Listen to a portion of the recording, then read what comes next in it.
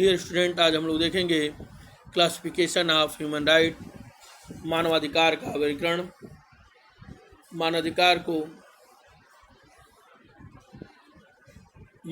के जो वर्गीकरण है इनको हम 4 भागों में विभाजित करते हैं, लेकिन हमारे पुस्तक में 3 भागों में विभाजित है। कर्ल बैसाख की आर्टिकल में भी 3 भागों में मानवाधिकार को विभाजित किया गया है और लुईस बिसोन ने मानवाधिकारों को भी ये 3 भागों में विभाजित किया है। पहला है सिविल एंड पॉलिटिकल राइट, जिसको फर्स्ट जनरेशन राइट कहते हैं। सेकेंड जनरेशन राइट जो है economic, social and cultural right, जो उसको द्वितीय पीढ़ी का अधिकार कहते हैं। Third generation right collective right होता है और फोर्थ जनरेशन राइट जो है यह टेक्निकल राइट होता है, जिसको आप नई आर्टिकलों में आप देखेंगे इसको सब्जेक्टिव राइट के रूप में भी देखा जा रहा है। इस पर हम लोग विस्तृत रूप से चर्चा करेंगे। तो आइए पहले हम लोग देखते हैं first generation of human right, जिसको नागरिक और राजनीतिक अधिकार कहते हैं। और इन अधिकारों को प्रथम पीढ़ी का अधिकार, नेगेटिव राइट नकारात्मक अधिकार भी कहा जाता है। आप लोगों ने अपने संविधान के फंडामेंटल राइट में मूल अधिकारों का इसका अध्ययन आप करते हैं। और प्रथम पीढ़ी के अधिकारों के बारे में यह कहा जाता है कि इनके बिना अगर यह नहीं मिला तो व्यक्ति अधूरा है। और भारतीय संविधान के मूल अधिकारों में इसको संबोधित किया गया है। ये अधिकार मूलभूत आवश्यकताओं की पूर्ति करने वाले मानवीय अधिकार हैं। अंतर्राष्ट्रीय स्तर पर इन अधिकारों को सिविल एंड पॉलिटिकल राइट और इंटरनेशनल कोवेनेंट में civil and political rights covenant, international covenant and civil and political rights के नाम से जाना जाता है। मानवाधिकार की सार्वभौम घोषणा, universal declaration of human right तथा विभिन्न जो है रीजनल जो कन्वेंशन हुए हैं, जैसे यूरोपीय अभिसमय, यूरोपीय कन्वेंशन, अमेरिका का मानवाधिकार पर अभिसमय, अफ्रीका का मानवाधिकार, लोक अधिकार चार्टर, जनेवा रेड क्रॉस अभिसमय आदि इनका उल्लेख आप देखेंगे इसमें, जो सिविल एंड पॉलिटिकल राइट की बात करते हैं। कुछ उदाहरण हम देख सकते हैं सिविल एंड पॉलिटिकल राइट के जो अधिकारों को हम जानते हैं। समता एवं भाईचारे का अधिकार, मूल वंश, जात, भाषा, लिंग, धर्म, राजनीतिक या आर्थिक मत, रेस, रीजन, कास्ट या पॉलिटिकल, आर्थिक मत, राष्ट्रीय और सामाजिक उद्भव, संपत्ति, जन्म या अन्य परिस्थिति पर आधारित, स्टेटस पर आधारित अधिकार, जैसे जीवन स्वतंत्रता के व्यक्ति की सुरक्षा का अधिकार, दासता से मुक्ति, दास व्यापार का प्रतिषेध, अमानवीय और अपमानजनक व्यवहार तथा दंड से मुक्ति, विधि के समक्ष समता, विधि का समान संरक्षण तथा संविधान द्वारा विधि द्वारा स्वीकृत मूल अधिकारों की रक्षा के लिए प्रभावी विधिक उपचार, मनमानी गिरफ्तारी, अपने बचाव का अधिकार, व्यक्ति की एकांतता का अधिकार, परिवार, घर, पत्र व्यवहार, सम्मान और प्रतिष्ठा में मनमाने हस्तक्षेप से रक्षा का अधिकार, प्रत्येक राज्य की सीमाओं के भीतर रहने, घूमने फिरने या छोड़ने और स्वदेश लौटने का अधिकार, विवाह करने का अधिकार, घर बसाने का अधिकार, संपत्ति का अधिकार, विचार अभिव्यक्ति की स्वतंत्रता, अंतःकरण और धर्म की स्वतंत्रता, जिसमें स्वतंत्रता अधिकार भी सम्मिलित है, शांतिपूर्ण सम्मेलन करने, संगठन बनाने तथा सूचना का अधिकार आदि अधिकारों को इसमें सम्मिलित किया गया है।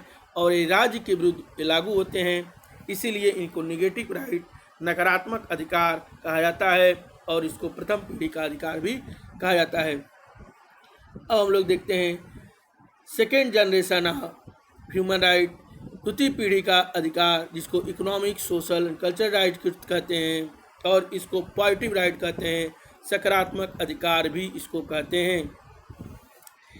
इन अधिकारों को जो है द्वितीय पीढ़ी का अधिकार कहा जाता है। इन अधिकारों की आवश्यकता उपयोगिता, सिविल एंड पॉलिटिकल राइट नागरिक और राजनीतिक अधिकारों के बाद की होती है, इसलिए इन अधिकारों को द्वितीय श्रेणी में रखा गया है। व्यक्ति को सर्वप्रथम राजनीतिक और शारीरिक विकास और सुरक्षा की आवश्यकता होती है। राजनीतिक स्थिरता तथा व्यक्तिगत स्वतंत्रता के उपरांत वह आर्थिक, सामाजिक और सांस्कृतिक स्वतंत्रता की मांग करता है तथा उनके अधिकार के रूप में प्राप्त करता है। इन अधिकारों का उल्लेख अंतर्राष्ट्रीय स्तर पर मानवाधिकार की सार्वभौम घोषणा 1948, universal declaration of human right 1948 के आर्टिकल 22 से लेकर 30 तक, economic, social and cultural right की प्रसिद्धा 1966, international convent economic, social and cultural right 1966 में भी की गई है। और भारत संविधान के राज्य के नीति निर्देशक तत्व डायरेक्टिव प्रिंसिपल में भी इनका जो है वर्णन किया गया है।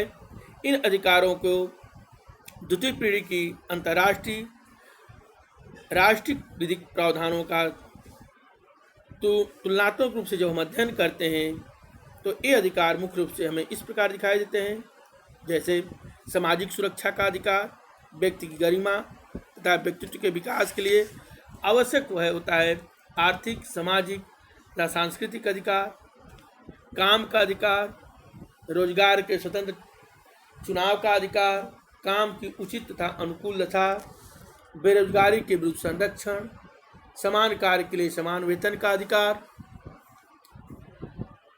उचित तथा अनुकूल पारिश्रमिक का अधिकार, श्रमिक संघ बनाने का अधिकार, विश्राम तथा अवकाश, काम के घंटों के निर्धारण, समय समय छुट्टी पाने का अधिकार, शिशु कल्याण का अधिकार, तकनीकी व्यावसायिक उच्च शिक्षा का अधिकार, अनिवार्य शिक्षा का अधिकार, निःशुल्क शिक्षा का अधिकार, माता पिता के अपनी संतान के लिए इच्छानुसार शिक्षा की व्यवस्था का अधिकार, सामुदायिक तथा सांस्कृतिक जीवन में स्वतंत्रतापूर्वक भाग लेने का अधिकार, नैतिक तथा भौतिक हितों की रक्षा का अधिकार।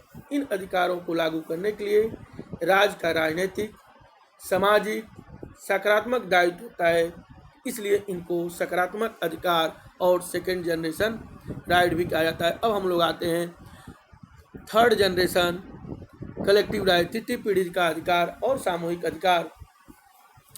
मानवाधिकार के सामूहिक अधिकारों को जो तृतीय पीढ़ी का अधिकार कहा जाता है, इसमें आप देखेंगे, मैं कुछ एग्जाम्पल आप देता हूँ, जैसे right of people of self determination, आप निर्धारण का अधिकार, द राइट टू पीस, शांति का अधिकार, द राइट टू डेवलपमेंट, विकास का अधिकार, राइट टू एनवायरनमेंट, पर्यावरण का अधिकार।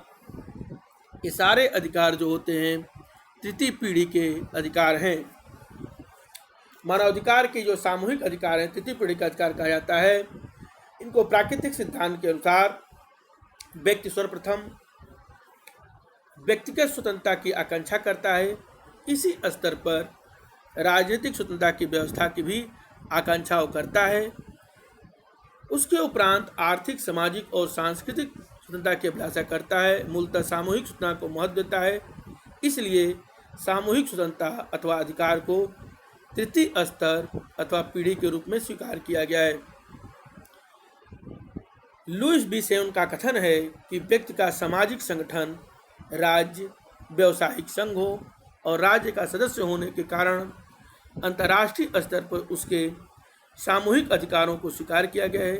ये अधिकार सामूहिक रूप से राष्ट्र, राज्य, समुदाय की सुरक्षा के अधिकार के रूप में होते हैं। ये अधिकार जो होते हैं ये अंतर्राष्ट्रीय समुदाय को भी प्राप्त है, इसलिए इन अधिकारों को मानवाधिकार की घोषणा तथा भारत के संविधान में उचित स्थान दिया गया। ये अधिकार सामूहिक इसलिए हैं क्योंकि इनमें जन समुदाय की संरक्षण की बात की गई है, अभिव्यक्त की गई है, इसलिए अधिकार एक पूरे समाज, राष्ट्र तथा अंतर्राष्ट्रीय व्यवस्था के लिए प्रत्येक व्यक्ति के कर्तव्य के रूप में प्रभावित हैं। मानवाधिकार के सार्वभौम घोषणा पत्र universal declaration of human right के आर्टिकल 29(1) में यह बताया गया है कि प्रत्येक व्यक्ति का उस समाज के प्रति कर्तव्य है जिसके उसके व्यक्तित्व का स्वतंत्र और पूर्ण विकास होता है। इसीलिए इस तरह आप देखेंगे आर्टिकल 29(2) के अनुसार प्रत्येक व्यक्ति दूसरे के अधिकारों स्वतंत्रताओं का आदर करेगा और लोकतांत्रिक समाज में नैतिकता, लोक व्यवस्था और समाज कल्याण की उचित आवश्यकता की पूर्ति करेगा। इसी तरह universal declaration of human right के आर्टिकल 30 में आप देखेंगे कोई राज्य, समुदाय या व्यक्ति ऐसी कोई कार्रवाई में भाग नहीं लेगा, नहीं ऐसा कोई कार्य करेगा जिससे उद्घोषणा में जो अधिकार दिए गए हैं उनका हनन हो। आर्टिकल 29(2) तथा आर्टिकल 30 में जो अधिकार हैं वो सामूहिक अधिकार हैं। इसी तरह आप देखेंगे भारतीय संविधान के आर्टिकल 92 से लेकर 6 तक, उसमें जो भी सामूहिक अधिकारों की बात जो है की गई है। इसी तरह देखेंगे आर्टिकल 25 भारतीय इंडियन कॉन्स्टिट्यूशन के आर्टिकल 25(1) में कहा गया है कि लोक व्यवस्था, सदाचार और स्वास्थ्य के अधिकार के अधीन रहते हुए प्रत्येक व्यक्ति को धर्म की स्वतंत्रता प्रदान की गई है और संविधान के आर्टिकल 51 के अंतर्गत अंतर्राष्ट्रीय शांति और सुरक्षा की अभिवृद्धि के लिए राज्य के दायित्व अथवा कर्तव्य का जो है उल्लेख किया गया है। आर्टिकल 51 में भारत के नागरिकों को संविधान का पालन करने, राष्ट्रीय आंदोलन को प्रेरित करने वाले उच्च आदर्शों का पालन करने, भारत के सभी लोगों में समरसता और समान भातृत्व की भावना का निर्माण करने के लिए सांस्कृतिक, प्राकृतिक, वैज्ञानिक, सार्वजनिक संपत्ति की रक्षा और सामूहिक गतिविधियों में उत्कर्ष की ओर आगे बढ़ने के प्रयास करने का उल्लेख किया गया है। डीन रास्को पाउंड ने सामाजिक आविष्कृति सिद्धांत को, सोशल इंजीनियरिंग के प्रिंसिपल को उजागर करते हुए सिविल और राजनीतिक अधिकार, civil and political right, economic, social and cultural right और कलेक्टिव राइट के मध्य संतुलन की आवश्यकता पर बल देने की बात की। इन अधिकारों के मध्य समानांतर रूप से संतुलन की आवश्यकता होती है और अंतर्राष्ट्रीय प्रसंविधानों में, इंटरनेशनल कोवेनेंट में सामूहिक अधिकार के उपबंध राज्य के सामूहिक अधिकारों के उपबंध को जो है प्रभावी माना, जबकि राज्य स्तर पर व्यक्ति के अधिकारों को सामाजिक संगठन की लोक व्यवस्था के अधीन माना गया। इस प्रकार अगर हम देखें तो अंतर्राष्ट्रीय सामूहिक अधिकारों का स्थान सर्वोपरि माना गया। इसको रास्को पाउंड ने स्वीकार करते हुए कहा है कि व्यक्तिगत हितों को सामाजिक हितों के विपरीत संतुलित नहीं किया जा सकता, इसलिए हित अथवा अधिकारों में समानांतर और समान संतुलन की आवश्यकता है। अब हम आते हैं 4th जनरेशन राइट, चौथे पीढ़ी का अधिकार। इस अधिकार में आप अपने पुस्तक में देखेंगे अधिकार नहीं दिया गया है, लेकिन आजकल इस अधिकार की बात की जाती है। कई जो है विश्लेषक जो है कहते हैं कि मानव अधिकार का अब चौथी पीढ़ी का अधिकार उभर रहा है। इसमें वे अधिकार हैं जो तीसरे पीढ़ी में शामिल नहीं किया जा सकता। पहली और दूसरी पीढ़ी के अधिकारों को भविष्य के दावे और नए अधिकार के रूप में तकनीकी विकास, जो टेक्निकल डेवलपमेंट हो रहा है, सूचना और संचार प्रौद्योगिकी के संबंध में जो साइबर स्पेस, और ये विशेषज्ञ एक अनूठा प्रस्ताव भी प्रस्तुत करते हैं। वे आमतौर पर तीसरी पीढ़ी के कुछ अधिकार लेते हैं और उन्हें चौथी पीढ़ी में शामिल करते हैं, जैसे स्वस्थ पर्यावरण का अधिकार, जो राइट टू हेल्थी इन्वायरमेंट जो मैं आपको बताया, जैव नैतिकता संबंधित पहलू जो होते हैं। इनमें से कुछ विश्लेषकों का मानना है कि चौथी पीढ़ी के जो नई प्रौद्योगिकी, नई टेक्नोलॉजी में मानवाधिकार द्वारा दी गई है, जैसे डिजिटल अधिकारों के बात में बात करना वो पसंद करते हैं, जहां अधिकारों की एक नई श्रृंखला मिलेगी, जैसे कंप्यूटिंग और डिजिटल स्पेस को समान रूप से एक्सेस करने का अधिकार, कंप्यूटिंग और डिजिटल स्पेस को समान रूप से एक्सेस करने का अधिकार 4th जनरेशन राइट, डिजिटल आत्मनिर्णय का अधिकार, इसको 4th जनरेशन राइट कहते हैं, डिजिटल सुरक्षा का अधिकार 4th जनरेशन राइट, अपने स्वयं के डिजिटल डेटा यानी बंदी डेटा तक पहुंचने का अधिकार, इसको जो है 4th जनरेशन राइट मानते हैं। और ये बताते हैं कि पहली 3 पीढ़ियां मनुष्य के समाज के सदस्य के रूप में संदर्भित करते हैं, लेकिन चौथे के अधिकार मनुष्य को एक प्रजाति के रूप में संदर्भित करते हैं। अब हम लोग अध्ययन करेंगे जो महत्वपूर्ण है, international bill of human right, मानवाधिकारों का अंतर्राष्ट्रीय बिल। इसमें आप देखेंगे कि संयुक्त राष्ट्र के स्थापना के समय से ही मानवाधिकारों के अंतर्राष्ट्रीय बिल के लिए कार्य प्रारंभ हो गया। अपने पहले सत्र में जनवरी 1946 में लंदन ने मानवीय अधिकारों और मौलिक स्वतंत्रताओं की एक घोषणा पर विचार किया था। उसे आर्थिक सामाजिक परिषद को भेजने का निर्णय लिया, इकोसाक को भेजने का निर्णय लिया। आर्थिक और सामाजिक परिषद, इकोनॉमिक और सोशल काउंसिल, जो संयुक्त राष्ट्र के आर्थिक सामाजिक मामलों में, जिसमें मानवाधिकार की प्रोन्नति और पालन भी शामिल है, देख रेख करती है। इसे मानवाधिकार आयोग, ह्यूमन राइट कमीशन को मानवाधिकारों के अंतर्राष्ट्रीय बिल को तैयार करने हेतु निर्देशित किया। मानवाधिकार आयोग का गठन इकोनॉमिक और सोशल काउंसिल, आर्थिक और सामाजिक परिषद ने चार्टर के आर्टिकल 68 के अंतर्गत 1946 में किया। मानवाधिकार आयोग का गठन 1946 में चार्टर के आर्टिकल 68 के तहत गठन किया गया। 1947 के प्रारंभ में अपने प्रथम सत्र में आयोग ने अपने अधिकारों को मानवाधिकारों के अंतर्राष्ट्रीय बिल का प्रारूप तैयार करने के लिए जो इसको अधिकृत किया गया। आयोग ने एक समिति को नियुक्त किया जिसके अधिकारों के बिल के प्रारूप को तैयार करने हेतु drafting committee for the preparation of the draft of bill of right के नाम से जाना जाता है। इस संबंध में विभिन्न मत व्यक्त किए गए। 9 जनवरी से लेकर 25 जनवरी 1947 तक चलने वाले अपने प्रथम सत्र में ड्राफ्ट कमेटी ने मानवाधिकारों के अंतर्राष्ट्रीय बिल का प्रारंभिक प्रारूप जो है तैयार किया, जिस पर मानवाधिकार आयोग, ह्यूमन राइट कमीशन द्वारा 2 दिसंबर से लेकर 17 दिसंबर 1947 तक आयोजित होने वाले अपने द्वितीय सत्र में विचार किया। फिर भी इसके अन्य अंतर्वस्तुओं में भिन्नता होने के कारण आयोग ने निर्णय लिया कि सामान्य सिद्धांतों की घोषणा के साथ साथ एक अभिसमय का प्रारूप तैयार किया जाएगा, जिसमें बाध्यकारी विधिक प्रतिबद्धताओं, दायित्वों को समाहित करने वाले विशिष्ट अधिकार जो होंगे, निर्दिष्ट अधिकार होंगे। और ये सुनिश्चित किया गया कि मानव अधिकारों के अंतर्राष्ट्रीय बिल में क्रॉनोलॉजिकली यानी कालानुक्रमिक रूप से 3 प्रक्रमों का समावेश किया जाएगा, जैसे international declaration of human right, मानवाधिकार की अंतर्राष्ट्रीय घोषणा, international convent of human right, मानवाधिकारों के अंतर्राष्ट्रीय अभिसमय, मेजर्स ऑफ इम्प्लीमेंटेशन, कार्यान्वयन के उपाय।